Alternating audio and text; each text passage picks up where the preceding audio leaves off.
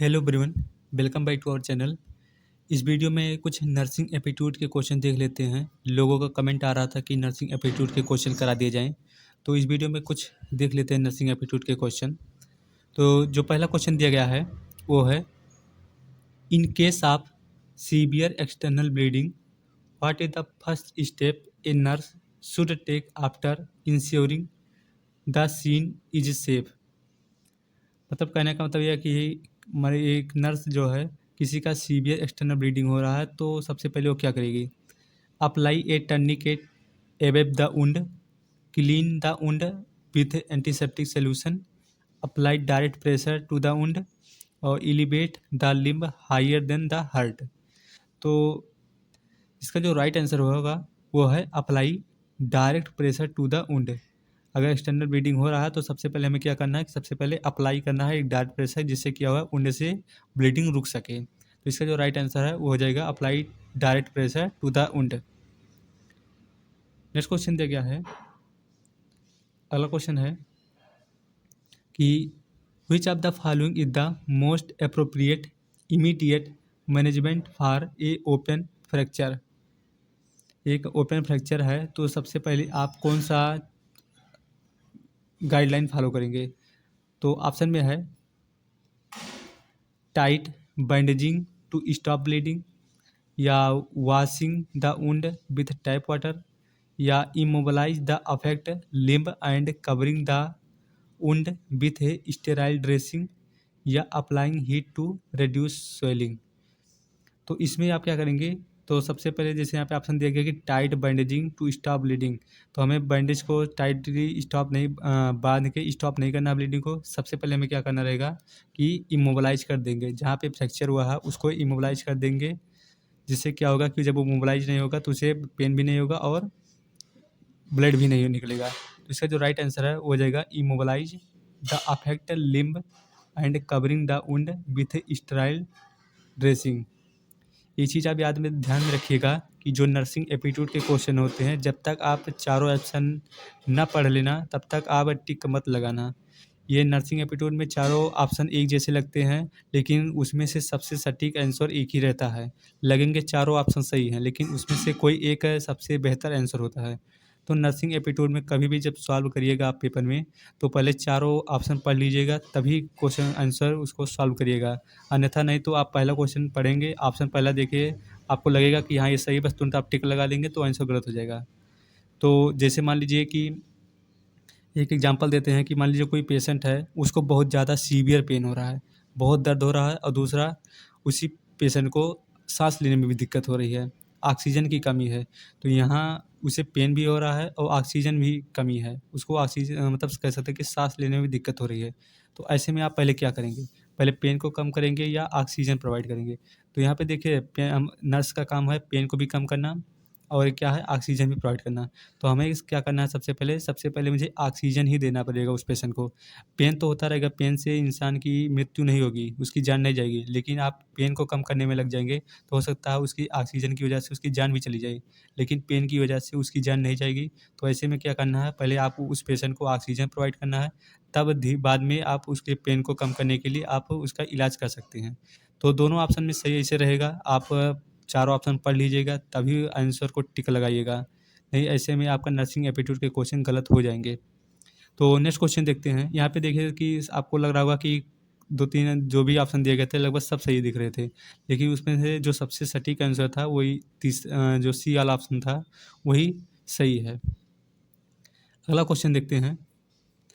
Next question है कि which part of the brain control in the heart. मतलब कौन ब्रेन का कौन सा पार्ट है जो हार्ट को कंट्रोल करता है? ऑप्शन में है spinal cord, medulla oblongata, neuron, none of these. तो इसका जो राइट आंसर है वो हो जाएगा मेडुला ऑब्लांगाटा। अगला क्वेश्चन है, in female the one set of puberty is first mark by. मतलब पूछा गया है कि जब प्यूबर्टी मतलब फीमेल में जब प्यूबर्टी आती है तो फर्स्ट मार्क जो दिखाई देता है वो किसके द्वारा होता है? मीनार्ची, थेलार्ची, पिवार्ची, या एडिनार्ची। तो इसका जो यहाँ पे आप देख सकते हैं जो मीनार्ची है, मीनार्ची में तो होता है कि जब फर्स्ट मेंस्ट्रुअल स्टार्ट होता है तो उसे मीनार्ची कहते हैं। और थिलार्ची मतलब क्या होता है कि जब कह सकते हैं कि ड्यूरिंग प्यूबर्टी, जब फर्स्ट मतलब कह सकते हैं कि ब्रेस्ट का डेवलपमेंट होना स्टार्ट हो जाता है प्यूबर्टी में, तो उसे कहते हैं थिलार्ची। और प्यूबार्ची क्या है, जब प्यूबिक हेयर का ग्रोथ होने लगता है ड्यूरिंग प्यूबर्टी, तो उसे कहते हैं प्यूबार्ची। और जो लास्ट में लिखा है एडेनार्ची, इसका मतलब होता है कि जब एडिनल कॉर्टेक्स के द्वारा मेंस्ट्रुअल साइकिल फ्लो होता है, तो उसे कहते हैं एडेनार्ची। तो यहाँ इसका जो राइट आंसर है वो हो जाएगा थिलार्ची। थिलार्ची मतलब होता है क्या होता है कि जो इसमें होता है कि ब्रेस्ट का डेवलपमेंट होता है, प्यूबर्टी के टाइम में ब्रेस्ट का डेवलपमेंट स्टार्ट हो जाता है, तो उसे कहते हैं थिलार्ची। तो इसका जो राइट आंसर हो जाएगा वो हो जाएगा थिलार्ची। अगला क्वेश्चन दिया गया है कि arthritis is a disease of, arthritis कौन सी डिसीज है, स्किन से रिलेटेड है, किडनी, लीवर, जॉइंट। तो इसका जो राइट आंसर है वो हो जाएगा जॉइंट।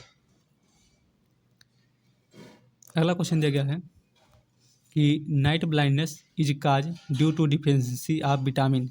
नाइट ब्लाइंडनेस किस विटामिन की वजह से होता है, तो उसका जो ऑप्शन है vitamin A, vitamin D, vitamin E, vitamin के। तो इसका जो राइट आंसर है वो हो जाएगा विटामिन ए। अब यहाँ पे आपसे विटामिन से पूछ सकता है फैट सॉल्युबल और वाटर सॉल्युबल। तो फैट सॉल्युबल विटामिन आपको पता होना चाहिए और वाटर सॉल्युबल आपको पता होना चाहिए। जो फैट सॉल्युबल विटामिन होता है वो होता है कीड़ा, ये शॉर्टकट ट्री होता है। विटामिन के, vitamin D, vitamin D, vitamin A, ये फैट सॉल्युबल होते हैं। और विटामिन बी और विटामिन सी ये वाटर सॉल्युबल विटामिन होते हैं। तो नेक्स्ट क्वेश्चन देखते हैं।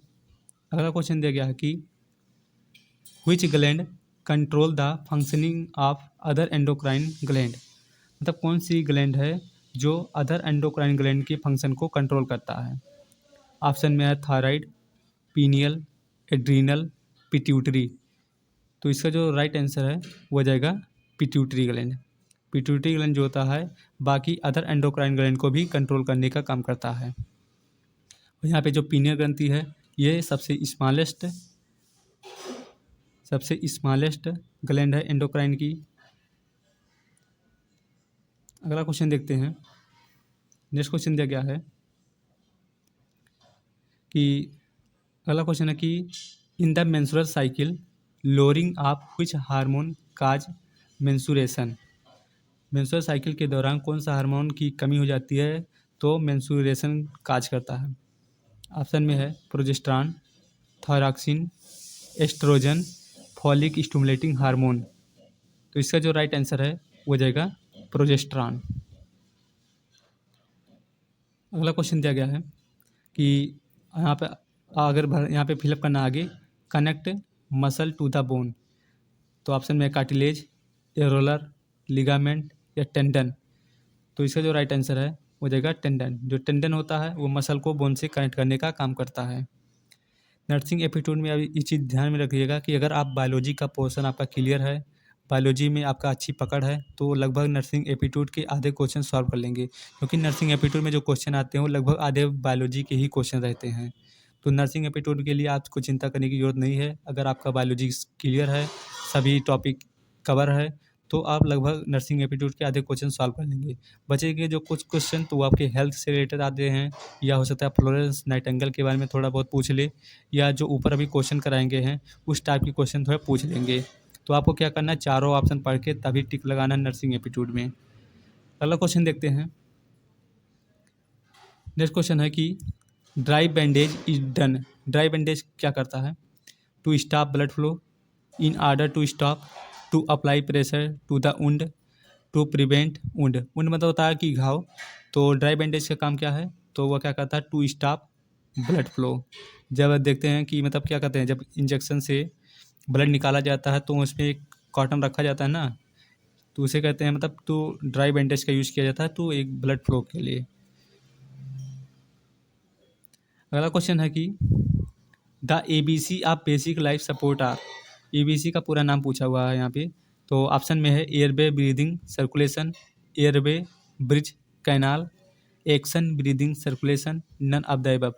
तो इसका जो करेक्ट आंसर है वो हो जाएगा airway breathing circulation. Next question दिया गया है।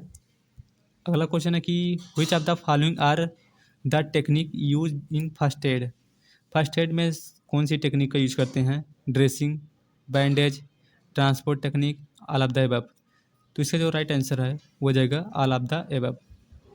फर्स्ट एड में हम ड्रेसिंग भी करते हैं, बैंडेज भी करते हैं अगर किसी का चोट वोट लग गया हो। ट्रांसपोर्ट, अगर मान लीजिए एक्सीडेंट हो गया तो ट्रांसपोर्ट के टेक्निक का यूज़ करते हैं, इसलिए इसका जो राइट आंसर है वो जाएगा ऑल ऑफ द एबव। ये सब फर्स्ट एड के पार्ट हैं।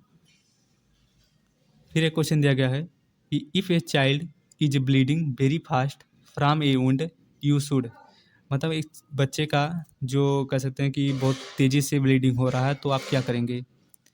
डू नथिंग, कुछ नहीं करेंगे। Pressure down on the wound with a cloth to stop bleeding, या put the wound under a running tap, या tie a bandage tightly below the wound. तो इसका जो सटीक आंसर है वो जाएगा press down on the wound with a cloth to stop the bleeding. एक कपड़े से वुंड को मतलब कह सकते हैं कि प्रेस कर देना है, जिससे क्या हो जाए, ब्लीडिंग रुक सके। नेक्स्ट क्वेश्चन दिया गया कि what is the recommended compression to breath ratio of CPR in adult. CPR में जो एडल्ट में सीपीआर दिया जाता है उसका रेशियो पूछा है। तो ऑप्शन में है 5 compression to 1 breath, 15 compression to 2 breath, 30 compression to 2 breath, 30 compression to 5 breath. तो इससे जो करेक्ट आंसर है वो जाएगा 30 कंप्रेशन टू 2 ब्रीथ। मतलब इसमें क्या होगा कि 30 बार कंप्रेस किया जाएगा और 2 बार उसको सांस दी जाती है। नेक्स्ट क्वेश्चन है कि what is the first step in caring for a burn. मतलब मान लीजिए कोई अगर जल गया है तो उसका फर्स्ट स्टेप आप कौन सा केयर देंगे? ऑप्शन में है apply a cold compress or immerse to burn in cold water, pop any blister that have formed, apply ointment on butter to the burn, cover the burn loosely with a sterile dressing। तो इसका जो correct answer है वो जाएगा apply a cold compress और immerse the burn in cool water. अगला question है कि which of the following is A bacterial disease. इसमें से कौन सा बैक्टीरियल डिसीज है? ऑप्शन में है Meselson, leprosy, scurvy, more than one of the above. तो इसका जो करेक्ट आंसर है वो जाएगा लेप्रोसी। नेक्स्ट क्वेश्चन है which of the following is A protozoan disease. इसमें से कौन सा प्रोटोजोअन डिसीज है? ऑप्शन में इन्फ्लुएंजा, कॉलरा, काला आजार, more than one of the above. तो इसका जो करेक्ट आंसर है वो जाएगा काला ज्वार। नेक्स्ट क्वेश्चन दिया गया है कि which of the following can be diagnose with the Widal test. तो ऑप्शन में है typhoid fever, tuberculosis, AIDS, cancer. तो इसका जो राइट आंसर है वो जाएगा टाइफाइड फीवर। अब यहाँ पे एड्स जो होता है वो इलीसा के द्वारा टेस्ट किया जाता है। अब इलीसा का आप पूरा नाम जरूर बताइएगा कमेंट बॉक्स में कि इलीसा का पूरा नाम क्या होता है। तो नेक्स्ट क्वेश्चन देखते हैं। अगला क्वेश्चन दिया गया है कि an excessive amount of cadmium in the human body cause. जब कैडमियम हमारे बॉडी में ज़्यादा हो जाता है तो कौन सी डिसीज काज करती है? ऑप्शन में है मिनामाता, एनीमिया, एल्जाइमा, या इटाई। तो इसका जो राइट आंसर है वो जाएगा इटाई। अगला क्वेश्चन दिया गया है कि which nutrient is responsible for building and repairing body tissue. कौन सी न्यूट्रिएंट है जो बिल्डिंग एंड रिपेयरिंग करने का काम करता है हमारी बॉडी का? ऑप्शन में है कार्बोहाइड्रेट, प्रोटीन, फैट, विटामिन। तो इसका जो राइट आंसर है वो जाएगा प्रोटीन। अगला क्वेश्चन दिया गया है कि which of the following is a good source of vitamin C. Vitamin C का गुड सोर्स कौन सा है? Orange, egg, beef, whole grain. तो इसका जो राइट आंसर है वो जाएगा ऑरेंज।